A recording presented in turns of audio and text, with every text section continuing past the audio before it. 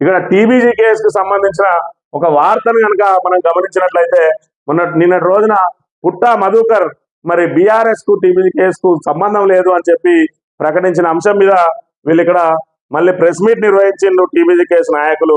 TBG కేసును అస్థిరపరిచే కుట్రలను తిప్పికొడదాం, TBG కేసును అస్థిరపరిచే కుట్రలను తిప్పికొడదామని టీబీజీ కేసు నాయకులు వెల్లడించిండు. 11 డివిజన్లో విస్తరించి ఉన్న టీబీజీ కేసు నిర్మాణాన్ని బీఆర్ఎస్ తో టీబీజీ కేసుకున్న సంబంధంపై వ్యాఖ్యానించడం కేవలం ఒక ప్రాంతానికి చెందిన పుట్టమదుకు లేదని వారు అన్నారు.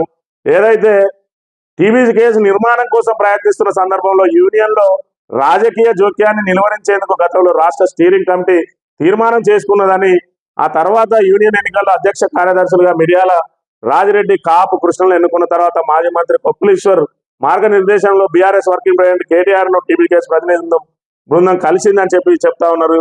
ఇక్కడ మనం ప్రధానంగా 2 విషయాలను గమనించాలి. ఒకటి, ఆల్రెడీ టీబీజీ కేసు అనేది మరి బీఆర్ఎస్ అనుబంధ సంస్థ.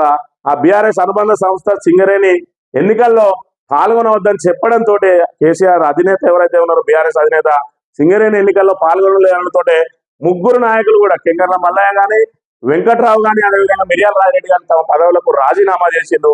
రాజీనామా చేసిన తర్వాత ఏదైతే మరి యూనియన్ పేరుతోటి మరి అక్రమాలకు పాల్పడరో, మరి ఏదైతే సంపాదనకు అలవాటు పడ్డారో నాయకులు మళ్ళీ అధినేత మరి ప్రకటన వచ్చే వరకు ఆగకుండా కూడా మరి తమ చేతులు గులగుల పెడతానని చెప్పో, మరి లేకపోతే జేబులు లాగేస్తానని చెప్పో వీళ్ళు మళ్ళీ ఒక కార్యక్రమం ఏర్పాటు చేసుకొని అడాక్ కమిటీ లాగా వేసుకొని తర్వాత జనరల్ బాడీ పెట్టుకొని మాకు ఏ పార్టీతోటి సంబంధం లేదని చెప్పి ప్రకటించిండు. మరి ఏ పార్టీతోటి సంబంధం లేదని మీరు ఏదైతే ప్రకటించిండో ఇందులో రాజకీయ జోక్యం ఉండకూడదని అంటున్నారు. అసలు రాజకీయ జోక్యం ఎక్కడిది? మీ టీబీజీ కేసులో ఏ రాజకీయ నాయకునికన్నా పదవి ఉన్నదా?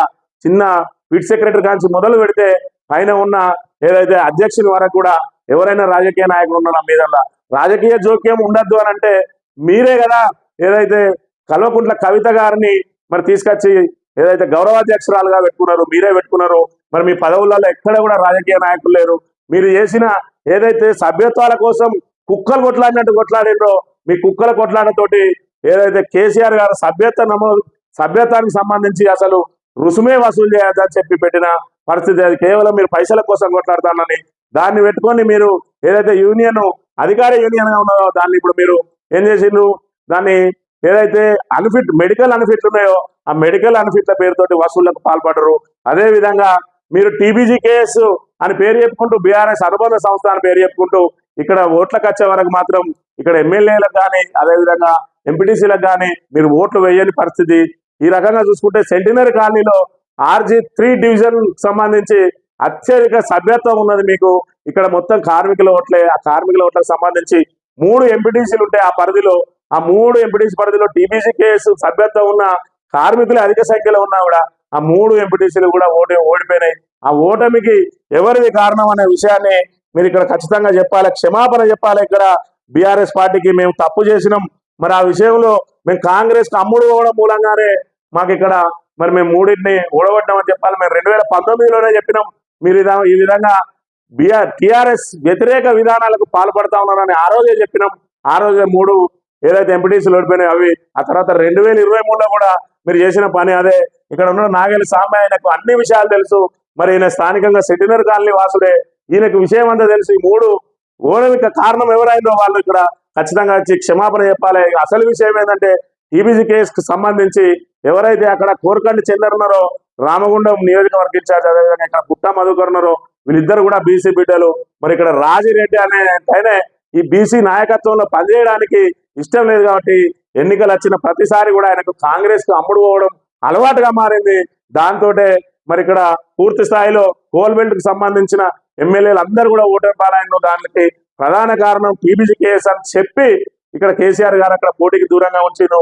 మేము కాదు మీరు అవినీతి పరులు అని చెప్పింది, పుట్ట మధుకర్ కాదు అవినీతి పరులు అని చెప్పింది, అక్కడ చెప్పింది కేసీఆరే మీ అవినీతి తోటి ఇదంతా జరుగుతుందని చెప్పి మీ యూనియన్ ని అభయాన్స్లో పెడితే మళ్ళీ మీరు ఆ వసూళ్లకు చేసుకుందామా లేదంటే మా ఉనికిని కాపాడుకుందామా అని చెప్పి జేబులు నింపుకుందామా అని చెప్పి ఇక్కడ మీరు వచ్చి మళ్ళీ టీబీజీ కేసు అని పెట్టిను. రాజకీయ జోక్యం వద్దంటున్నారు. మరి రాజకీయ జోక్యం వద్దన్నప్పుడు మీకు బీఆర్ఎస్ కు సంబంధం లేదన్నప్పుడు మరి మేము చెప్పిన మాట, మరి పుట్ట మధుకర్ చెప్పిన మాట కూడా అదే. ఏదైతే ఖచ్చితంగా మీరు మరి బీఆర్ఎస్ కు సంబంధం లేదంటే ఇంత ఉలికులికి ఎందుకు పడతాను, మీరు టీబీజీ కేసు సంస్థను నడుపుకోండి, కానీ దానికి బీఆర్ఎస్ కు సంబంధం లేదని చెప్పిండు. మీరు కూడా రాజకీయ జోక్యం వద్దంటున్నారు. రాజకీయ జోక్యం వద్దన్నాక టీబీజీ కేసు అస్థిరపరిచే కుట్ర ఏ విధంగా ఉంటది? అది మీరు వ్యక్తిగతంగా నడుపుకునే సంస్థ, మీ మీద నమ్మకం ఉంటే టీబీజీ కేసులో చేరుతారు, లేదంటే లేదు. అంతేగాని మరి మీరేదో మరి బీఆర్ఎస్ కు అనుబంధంగా ఉంటే మరి మిమ్మల్ని మద్దతు ఇవ్వాలని మరి కుప్పలీశ్వరు అడగాల్సిన అవసరం ఏంది? మీరే కదా టీబీజీ కేసు అంటే బీఆర్ఎస్ అని మీరే ముందు పడి నడవాలి. మీ మద్దతు కోరాల్సిన అవసరం ఏంది? మీరు కేటీఆర్ కలిసి మద్దతు ఇస్తామని చెప్పాల్సిన అవసరం ఏంది? ఈ రకంగా మీరు ఏదైతే మరి టీబీజీ కేసు పేరుతోటి జేబులు నింపుకునే ప్రయత్నం చేస్తా ఉన్నారో, ఈరోజు ఈ ఎమ్మెల్యేల ఓటమిలో మీ భాగం ఉన్నది. అదేవిధంగా ఎంపీటీసీలు 3 గెలవకపోవడానికి కారణం ఎవరో మీరు బహిరంగంగా క్షమాపణ చెప్పాలి. అంతేగాని మీరు ఆరోపణలు చేస్తే బీఆర్ఎస్ శ్రేణులు కూడా మిమ్మల్ని మీద మరి మీ అవినీతి అంతా కూడా బయట పెట్టడానికి సిద్ధంగా ఉన్నారనే విషయాన్ని ఒకసారి గమనించాలి. నువ్వు బీసీ బిడ్డ, మరి బీసీ బిడ్డ బీసీలకు ఏ రకంగా అన్యాయం జరుగుతుందో ఇక్కడ ఉన్న రామూర్తి కానీ, అదేవిధంగా నూనెకొమరయ్య కానీ, ఇక్కడ ఉన్న నాగేలి సాంబయ్య కానీ, వీళ్ళందరూ కూడా ఆలోచించాలి. రాజిరెడ్డి అనే వ్యక్తి ఏదైతే బీసీ నాయకత్వంలో పనిచేయడానికి సిద్ధంగా లేడు కాబట్టి వీళ్ళని ఓడగొట్టి కాంగ్రెస్ తమ్ముడు వేయండు. ఇది ఎవరు అవునన్నా కాదన్నా అది జగమెరిగిన సత్యం. మీరు రాజకీయ జోక్యం వద్దంటా ఉన్నారు. మేము మీకు బీఆర్ఎస్ కు మా మద్దతు లేదని చెప్పి మాకు టీవీకే సంబంధం లేదని పుట్ట మధుకర్ చెప్తా ఉన్నాడు. ఇందులో మీరు ఇద్దరు చెప్పేది ఒకటే కదా. అలాంటప్పుడు మీకెందుకు ఈ మరి ఉలికిపాటు అనే విషయాన్ని గమనించాలి. అదేవిధంగా బీసీ బిడ్డలైన మీరు మరి ఇక్కడ బీసీలకు ఏ విధంగా అన్యాయం జరుగుతుందో దానికి మీరే పూర్తి బాధ్యత వహించాల్సి వస్తుంది అనే విషయాన్ని కూడా మీరు ఇక్కడ గమనించాలి.